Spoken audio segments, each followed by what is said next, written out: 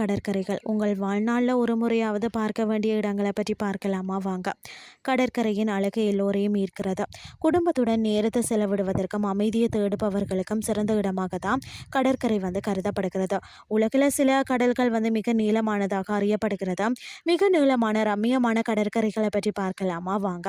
First பார்த்தீங்க அப்படின்னு சொன்னால் 80 மைல் கடல் ஆஸ்திரேலியாவில் இருக்கிறது. ஆஸ்திரேலியாவின் மேற்கு பகுதியில் உள்ள இது சுமார் 220 கிலோமீட்டர் நீளம் வரை பரவியுள்ளது. அதாவது இந்த இடம் மிக ரம்மியமான சூழலை கொண்டது. ஒவ்வொரு வருடமும் சுமார் 5 லட்சம் பறவைகள் இங்கு வருகிறதா. அடுத்தது பார்த்தீங்கன்னு சொன்னால் 90 மைல் கடல் ஆஸ்திரேலியாவில் தான் இருக்கிறது. உலகிலேயே நீளமான கடலாக கருதப்படும் 90 மைல் நீளம் பரவி பார்த்தீங்கன்னா கிப்ஸ்லாந்து ஏரி மற்றது பாஸ் ஸ்ட்ரெயிட்டையும் பிரிக்கிறது. இது நீர்வாழ் இனங்களுக்கு சொர்க்கமாகவும் இங்கு 860 வகை நீர்வாழ் விலங்குகள் இருக்கிறதா. அடுத்தது பார்த்தீங்கன்னு சொன்னால் காக்ஸ் பாஜார் பீச். இது பார்த்தீங்கன்னா பங்களாதேஷில் இருக்கிறதா. சுமார் 220 கிலோமீட்டர் நீளம் உள்ளது. வங்காள விரிகுடா கடலோடு சேர்ந்து ஓடுகிறது. மாலை வேளை சூரியன் மறையும் சமயம் வெகு அழகான காட்சியை காண டூரிஸ்டுகள் இந்த கடற்கரையில் குவிகிறார்கள். இதன் அருகே புத்த மடங்கள் இருக்கிறது. அடுத்தது பார்த்தீங்கன்னா பத்ரே தீவு கடல். இது அமெரிக்காவில் இருக்கிறது.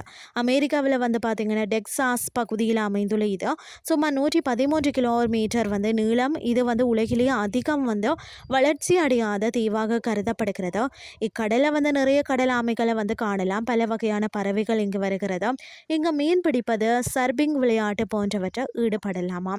அடுத்தது பார்த்தீங்க அப்படின்னு சொன்னால் முய்சன்பெர்க் கடற்கரை தென் ஆப்பிரிக்காவில் இருக்கிறது. ஆப்பிரிக்காவில் சுமார் 40 கிலோமீட்டர் வரை உள்ள கடற்கரை. இங்கே வண்ணமயமான குடில்கள் இருப்பது குறிப்பிடத்தக்கது.